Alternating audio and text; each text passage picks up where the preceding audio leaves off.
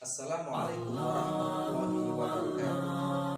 Salam bahagia, salam sejahtera untuk kita semua, untuk seluruh guru PAI pendidikan agama Islam. Meskipun dalam keadaan PJJ, tetap semangat, berkreatif dan inovatif. Dan serta anak-anakku semua yang berada di rumah, tetap menjaga protokol kesehatan dan tetap semangat, ya. Karena semangat kita akan menjaga imun kita. Insya Allah imun kita kalau baik, insya Allah kita akan dijauhkan dari bala, dari bencana ini. Anakku yang berbahagia serta Bapak Ibu guru yang dirahmati oleh Allah, pada kali ini saya akan memberikan atau membagikan materi kelas 12 yang berhubungan dengan hari akhir atau hari kiamat. Oke anakku semua, langsung saja kita ke masuk materi kita berhubungan dengan hari akhir. Ya, sebelumnya saya akan menampilkan video yang berhubungan dengan hari kiamat atau hari akhir. Tolong video ini bisa diamati dengan seksama dan nanti bisa menjadi inspiratif, bisa menjadi sebuah gambaran bahwa hari kiamat akan terjadi atau akan terlaksana. Oke, bisa diamati video ini. Untuk gurun Sahara yang diselimuti salju. Indobat berikut 5 fenomena alam unik yang dianggap petanda kiamat.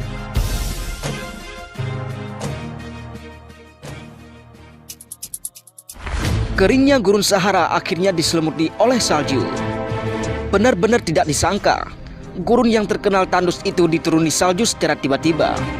Peristiwa ini terjadi pada tanggal 7 Januari 2018 dan menggegerkan warga yang tinggal dekat padang pasir tersebut. Suhu gurun yang tiba-tiba dingin menyebabkan salju turun dan mengendap cukup tebal di gunung pasir ini. Pemerintah daerah setempat mengatakan penyebab turunnya salju bukanlah hal yang gak masuk akal. Ternyata itu adalah pengaruh dari badai Eleanor yang terjadi beberapa minggu sebelumnya. Sehingga angin yang berhembus bergerak dan melewati sebagian wilayah gurun tersebut.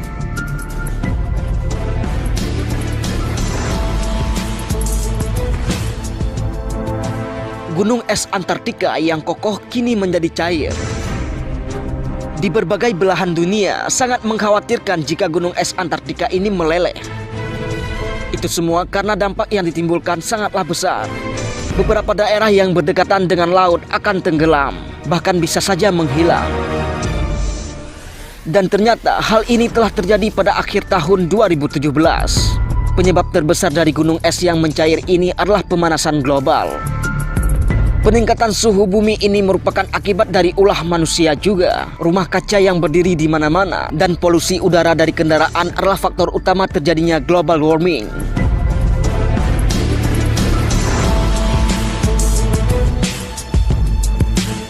Tiba-tiba muncul kebun bunga di tandusnya Gurun Antakama. Mungkin belum banyak yang tahu dengan Gurun Antakama. Gurun ini terletak di padang pasir terkering yang berada di belahan utara negara Chili. Kalau tertandus, pasti kita berpikir kalau ia nggak bisa ditumbuhi tanaman apapun.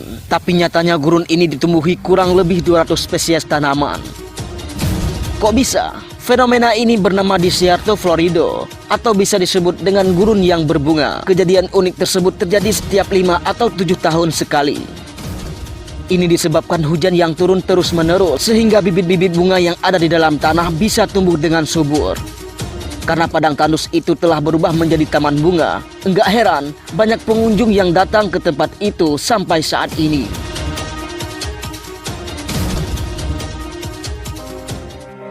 Gersangnya gurun Arab dialiri sungai bercampur es.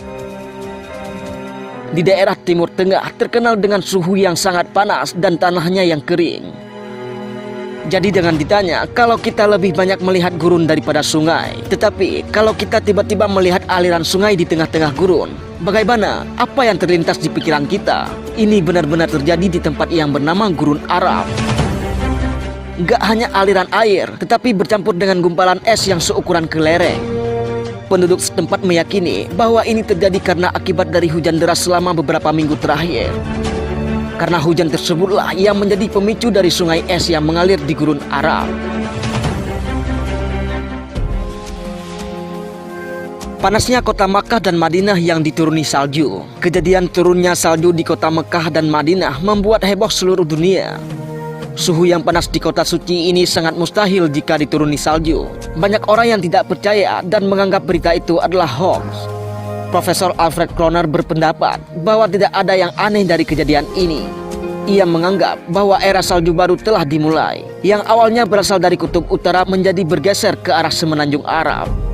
Salju yang menutupi dua kota tersebut akan memicu tumbuhnya tanaman, sehingga jangan heran jika daerah... Oke anak-anakku semua, adapun materinya tentang hari akhir adalah saya akan menampilkan dengan PowerPoint yang di screen ya, atau yang direkam layar, maka bisa diperhatikan dengan materi ini. Silakan. Alhamdulillahirrabbilalamin. Pada kesempatan kali ini kita bisa melaksanakan pelajaran daring ya, kelas 12 PAI. Materi hari kita ini adalah tentang hari akhir ya, hari akhir. Oke, sebelumnya kita akan masuk peta konsep yang kita pelajari pada kesempatan kali ini tentang konsep hari akhir, apa yang kita dalami, apa yang kita pelajari pada materi hari akhir ini. Yang pertama adalah nanti kita belajar mana iman kepada hari akhir, terus dalil iman kepada hari akhir, serta menerapkan perilaku mulia, hikmah iman kepada hari akhir, periode hari akhir, dan menghayati nilai-nilai keimanan kepada hari akhir. Dan tentunya dari beberapa yang kita pelajari ini menjadikan kita semangat beribadah kepada Allah Subhanahu wa Ta'ala, karena dengan kita yakin, kita percaya hari akhir menjadikan kita lebih waspada lagi dan lebih dekat kepada Allah Subhanahu wa Ta'ala. Oke, langsung saja. Sekarang kita masuk apa itu pengertian dari hari akhir. Jadi hari akhir itu adalah berarti mempercayai serta meyakini bahwa seluruh alam dan seisinya akan hancur, akan binasa. Dan setelah itu kebinasaan itu, maka akan ada sebuah kehidupan yang kekal, yaitu kehidupan akhirat. Anak-anakku yang berbahagia, bahwa kita hidup di dunia ini sementara. Diibaratkan kita hidup di dunia ini cuma mampir ya, mampir makan, mampir minum, mampir tidur, dan nanti kita akan masuk kehidupan yang kekal, yang abadi, yaitu kehidupan hari akhir. Oke, lanjut.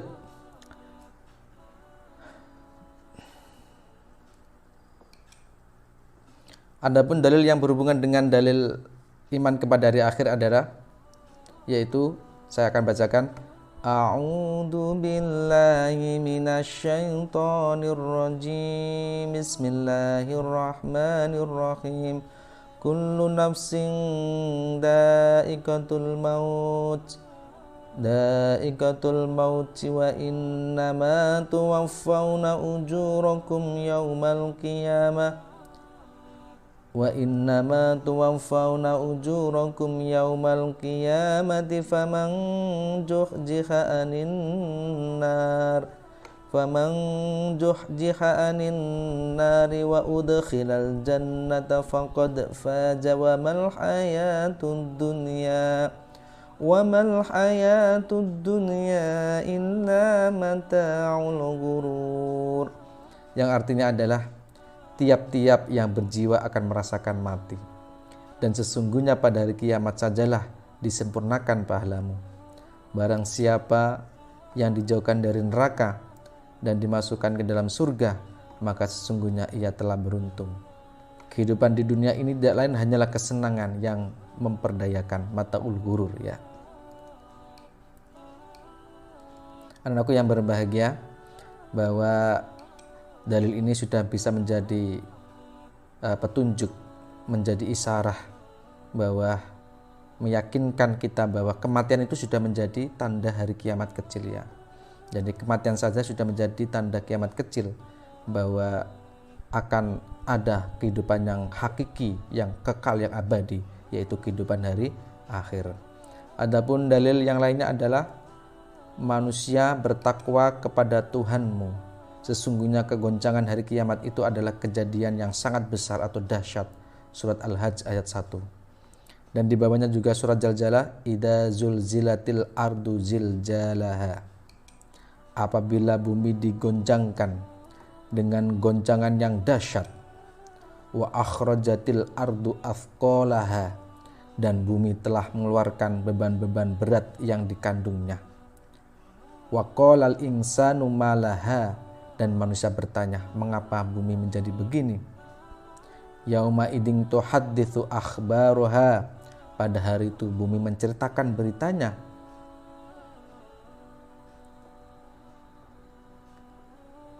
Faqala al-insanu ma la ya'lamu bi anna rabbaka awkhalaha, karena sesungguhnya Tuhanmu telah memerintahkan yang sebenarnya itu kepadanya. Wa qala al-insanu ma la yauma idin tuhadditsu akhbaruha bi anna rabbaka awkhalaha yauma idin yasdurun nasu astata liyurau a'malahum, pada hari itu manusia keluar dari kuburnya dalam keadaan bermacam-macam supaya diperlihatkan mereka atau balasan pekerjaan mereka. Jadi ini adalah dalil Al-Quran yang menjelaskan tentang peristiwa hari kiamat atau nanti mendekati hari kiamat. Itu ada sebuah dahsyat ya. Ada yang mengatakan itu bumi sama bumi, atau bumi akan dengan meteor akan bertabrakan. Maka ketika itu semuanya akan bertanya, ada apakah ini? Bagi orang-orang yang tidak beriman, dia akan mengatakan ono po iki.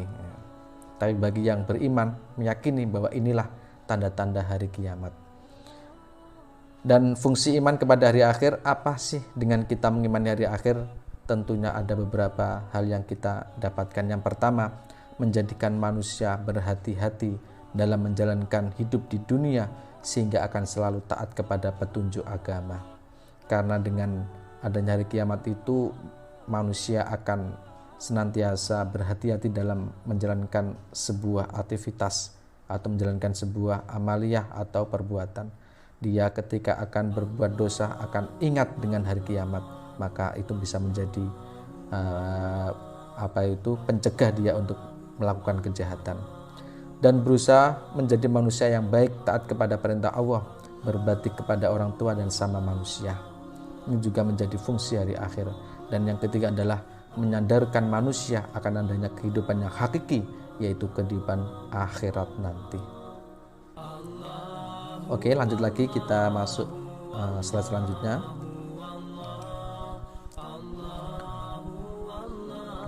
Dan kita akan mengupas hari kiamat dari segi ilmu pengetahuan ya. Ini menurut geologi bahwa bumi terjadi dari gas yang berputar. Setelah diam gas itu menjadi dingin, maka gas yang berat mengendap ke bawah dan yang ringan berada di atas. Melalui proses evaluasi yang lama sekali, gas bagian luar mengeras menjadi batu, kerikil, pasir dan sebagainya. Sedangkan bagian tengah-tengah masih panas, zat panas bercampur lava, lahar, batu dan pasir panas. Bumi beredar karena adanya daya tarik matahari terhadap bumi berkurang, akibatnya bumi akan bergeser dari matahari sehingga putaran bumi semakin cepat atau akan mengalami nasib seperti meteor, yaitu menyala akan hancur. Inilah secara pengetahuan kita bisa menghayati atau menganalisa ini akan terjadi. Sekarang kita masuk kajian secara geologi, sekarang kita masuk kajian fisika. Apakah itu yang menjelaskan tentang fisika? Menurut teori fisika, bahwa letak matahari adalah 149.597.877 km. Jauhnya dari bumi sinar matahari sampai ke bumi selama 8 menit 20 detik. Garis tengah matahari sama dengan 1,4 juta kilometer dan luas permukaannya 616 kali 1010 km sama dengan 160 km. Menurut ahli fisika, energi matahari dipancarkan ke angkasa dan sekitarnya kurang lebih 5,7 kali 1027 kalori sama dengan 5.853,9 kalori atau per menit, dan mampu menyala 50 miliar tahun dengan panas 15 juta derajat Celcius. Lah, kalau suatu ketika matahari tidak muncul atau cahayanya redup karena tenaga sinarnya habis, maka tidak ada angin dan awan yang berakibat hujan tidak akan turun. Selanjutnya gunung-gunung akan meletus, ombak akan bergulung-gulung, air laut naik sehingga hancurlah bumi ini. Inilah sudah terbukti dengan teori fisika ini, bahwa memang dalam kajian tafsir surat Yasin dikatakan bahwa besok itu matahari akan ibaratnya dia sudah pernah berhadapan dengan Allah. Ya Allah, saya sekali-kali tidak mau menjalankan atau aktivitas seperti biasa, saya tidak mau menyinari bumi lagi. Sehingga pada waktu dihadang oleh Allah Subhanahu wa taala, dan besok akan terjadi bahwa matahari tidak akan memantulkan cahayanya. Kalau seperti ini berarti dekatlah hari kiamat atau jatuhlah hari kiamat. Anak-anakku, sekarang kita masuk periode hari akhir ya. Jadi hari akhir nanti ketika semua bumi sudah hancur ya, jadi nanti ketika hari akhir sudah atau di bumi sudah hancur, semua kehidupan sudah musnah, maka nanti akan dibangkitkan oleh Allah melalui malaikat Israfil yang meniup sangkakala. Jadi sangkakala nanti ditiupkan, ada sangkakala kematian atau kehancuran bumi dan sangkakala menuju hari kebangkitan. Yaumul Ba'ats adalah hari kebangkitan semua makhluk yang bernyawa setelah mengalami kematian atau kebinasaan dalam peristiwa kiamat. Setelah masuk hari Yaumul Ba'ats, nanti Yaumul Hasr, yaitu hari di mana semua manusia akan berkumpul pada suatu tempat yang luas untuk diberi keputusan oleh Allah mengenai amal-amal yang dikerjakan ketika hidup di dunia. Dan inilah di mana yang mempertanggungjawabkan semua perbuatan di dunia inilah nanti diri masing-masing. Jadi mereka tidak akan bisa mengandalkan saudaranya, mengandalkan ayahnya, mengandalkan kerabatnya, mengandalkan teman dekatnya, apalagi mengandalkan pacarnya, karena semuanya nafsi-nafsi, diri masing-masing yang dia pertanggungjawabkan. Ketika di dunia kita punya masalah, kita lari kepada atau bergantung kepada orang-orang yang hebat atau orang-orang di sekeliling kita, ayah kita, kerabat kita, saudara kita, teman kita. Tapi ketika di hari akhir yang bisa mempertanggungjawabkan adalah diri masing-masing, tidak pandang siapakah dia, karena keadilan di akhirat adalah keadilan yang hakiki, yang nyata. Dan nanti dibuka buku catatan ya, semua akan dibuka dari amal baiknya, amal buruknya, akan lembaran-lembaran atau catatan-catatan akan dibuka kembali, atau rekaman-rekaman di dunia akan ditampilkan, akan diperlihatkan, akan dinyalakan di dunia. Ketika dia melakukan amal kebaikan, keburukan semuanya akan terangkum dalam catatan malaikat Raqib dan Atid. Faman ya'mal mithqala dzarratin khairan yarah wa may ya'mal mithqala dzarratin syarran yarah. Barang siapa yang berbuat sekecil sangat buah zarah atau biji yang sangat kecil pun, dia akan mempertanggungjawabkan kebaikan itu atau diberikan balasan. Dan orang yang berbuat kejahatan hanya sedikit buah zarah pun, dia pun juga akan dibalas amal kejelekan itu. Setelah masuk buku catatan, nanti masuk Yaumul Hisab. Apakah Yaumul Hisab itu? Yaitu hari perhitungan atas segala amal manusia selama hidup di dunia.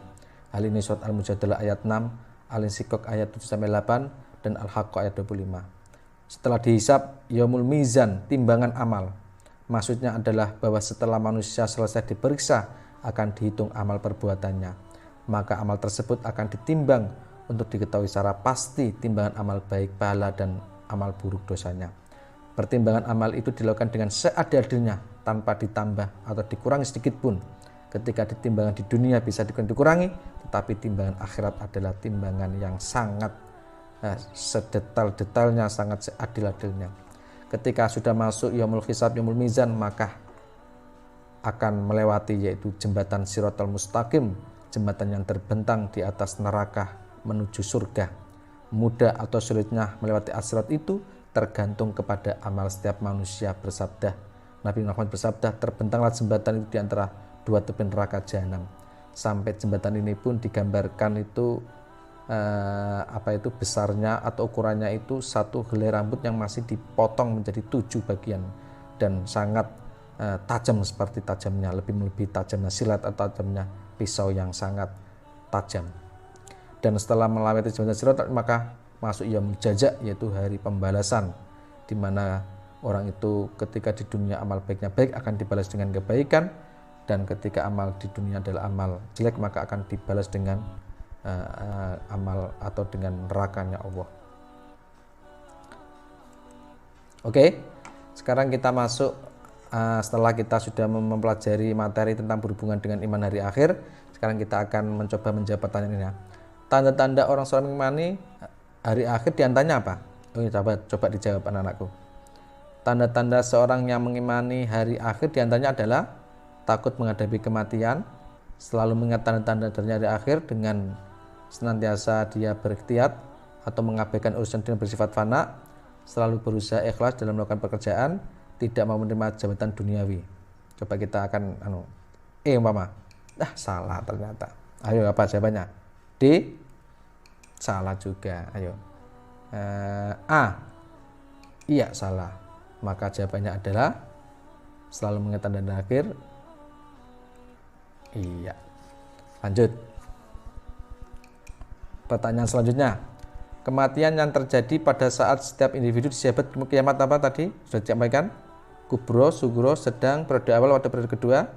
Jawabannya adalah sugro. Oke, betul.